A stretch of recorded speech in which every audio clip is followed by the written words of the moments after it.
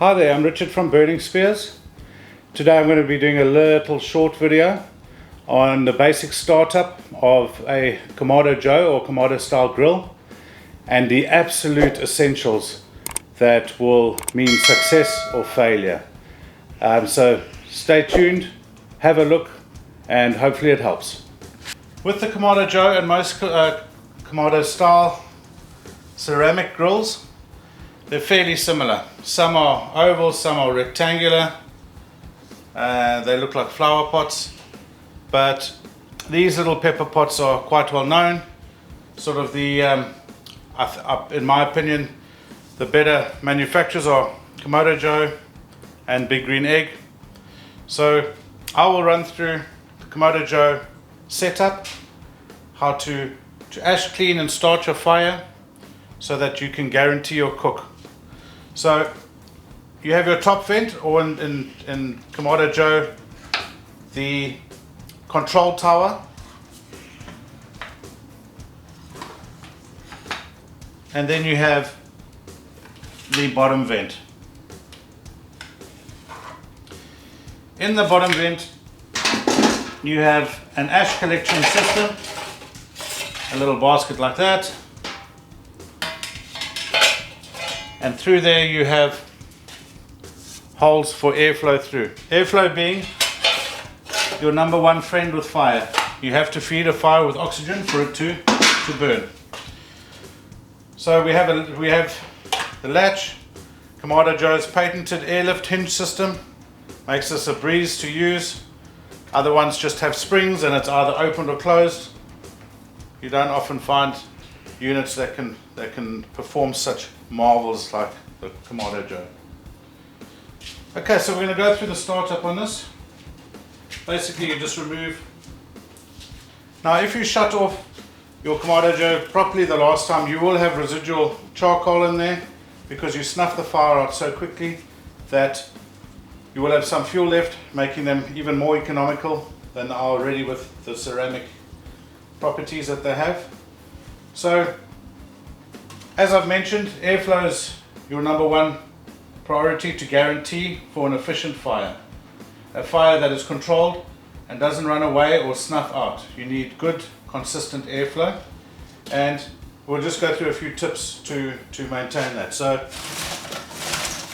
you will see there's a grate. I don't have a basket. Some Kamado Joes have a basket. Principles are the same. You want to keep your grate holes clear, and these other holes in the firebox must always be clear. So you just stir it. Some people remove it all.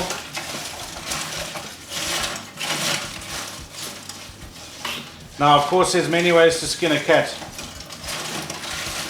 and there's a lot of theories, light up theories, and the way people do things, where they tell you that you have to have holes open there. They tell you that you have to have build from the front because the fire travels that way, all of that sort of thing. I don't utilize any of that. I utilize premium charcoal like the Globaltic, which is big chunks and a few small chunks. So automatically I'm guaranteed some airflow through there.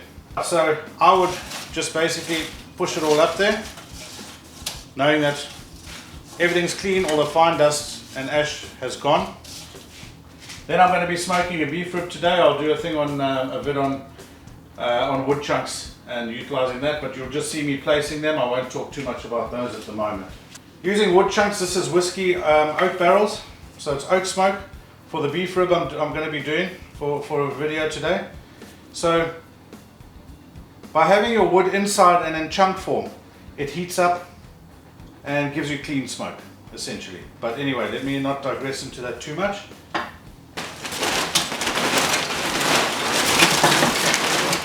So already I'm sure you can see that this is not your average charcoal that you get from the petrol station or the gas station.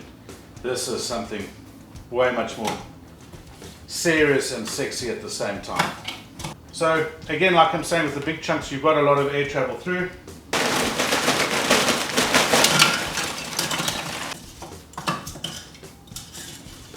Use a eco-friendly fire lighter, you get various types. Do not use those petroleum based white blocks or anything like that.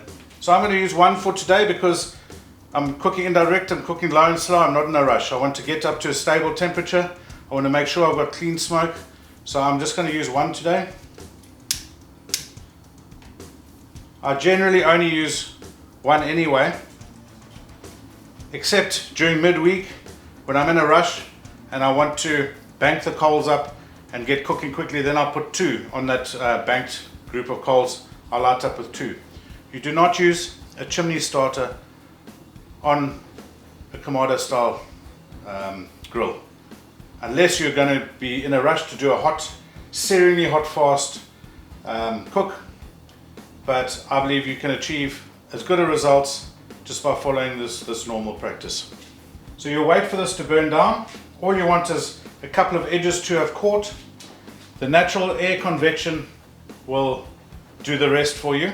So we'll talk about vents now. So on startup on your bottom vent, fully open, always clear your ash out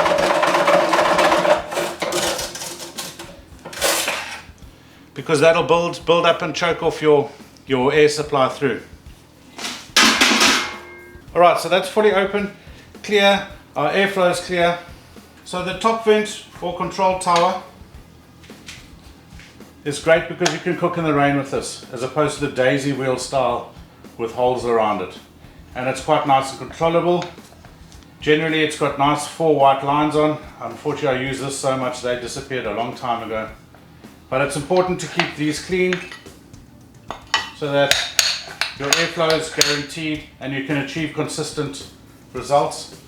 So you always want to keep it front on like this, because if you have it any other way, that can open and change if you open the lid.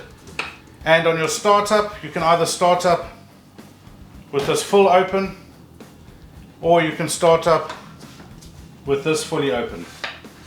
Okay, so as you can see, the firelight has gone out. I'm going to close the lid. You can either leave it open like this. Remember, we fully open on the bottom. You can either leave it open like this, or you can leave it open like this. You can see the natural way that the Kamado draws. You can see it purring already, the smoke coming out. So this is what almost creates a flue effect and means that the draw is really good at the bottom and the charcoal reaches higher temperatures compared to other barbecues. So basically I'm going to leave this like this until we get up to about 210 degrees Fahrenheit or 100 degrees Celsius. So this whole startup process is the most important part, and you really do not want it to race away because you can't cool this down quickly. So once you've overshot, your cook is ruined for an hour or two. So you really got to be attentive at this stage. Once you set, it'll be your best friend. It's been about 10 minutes, 15 minutes, and you can see how this is already running out of control. You see how quickly it's climbing. If you leave this for too much longer, you're going to be in trouble. So you need to get on this as quickly as possible.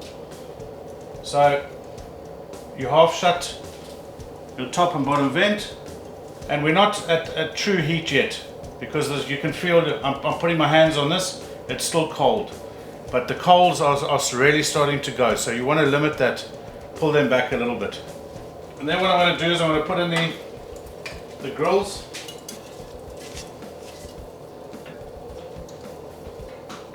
Okay, so grills are in.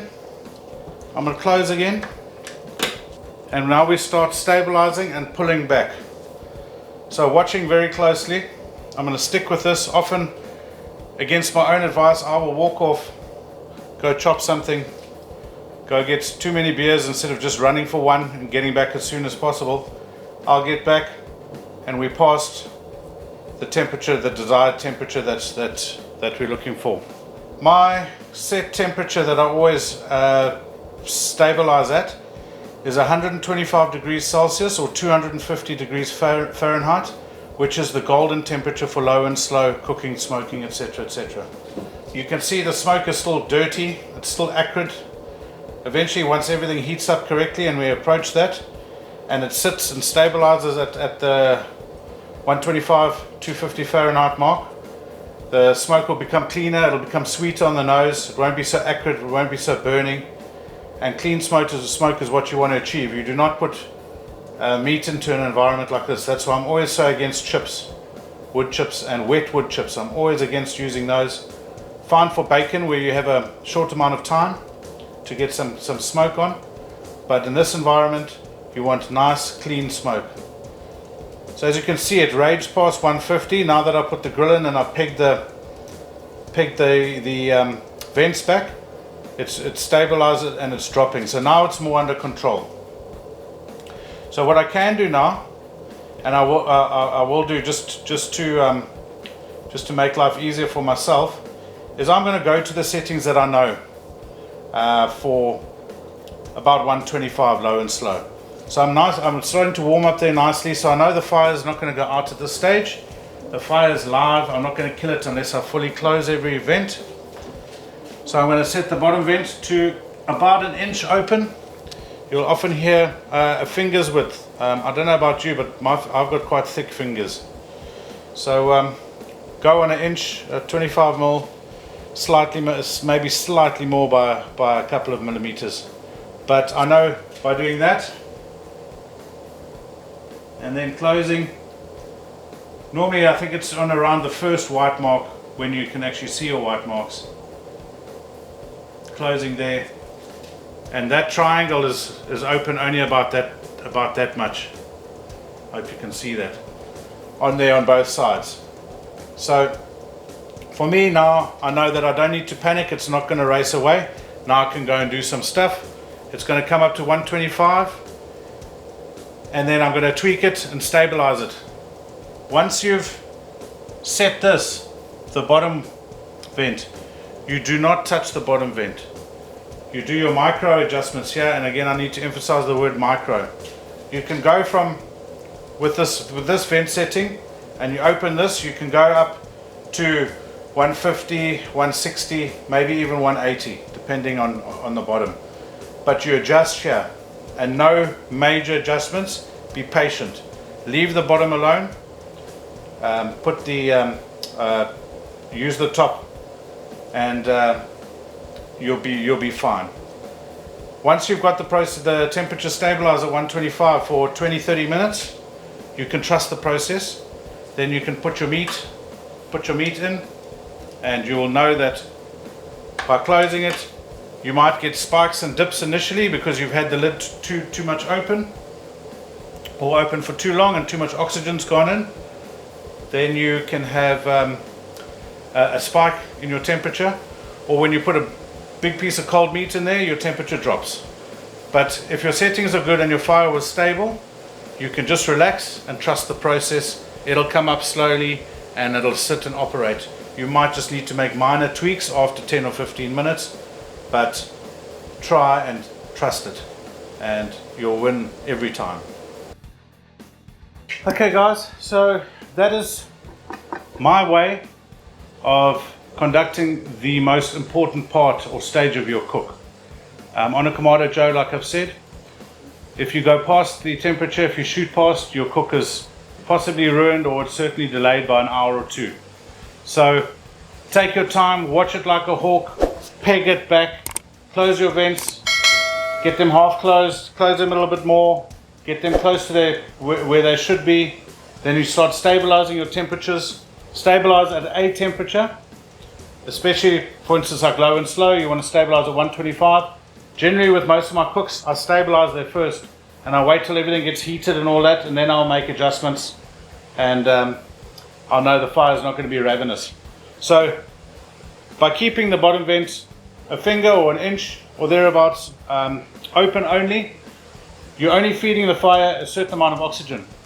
It can't rage uncontrolled because it's only got so much oxygen to use. Hence, looking and cooking, when you've got the lid open, oxygen's going in, everything starts livening up, then your temperatures start doing this. Low and slow cooking, you want constant temperature, as close to linear as you can get it. And that is the strength of this smoker. oven, grill, barbecue. Versatility is the Kamado way. So I hope that made sense. It's my way of doing it. Works for me. It works every time. It hasn't failed, otherwise I'd be using someone else's method. So there are a lot of people doing it this way. Some people doing it differently. It's up to you. But keep on grilling. Thank you. That's it.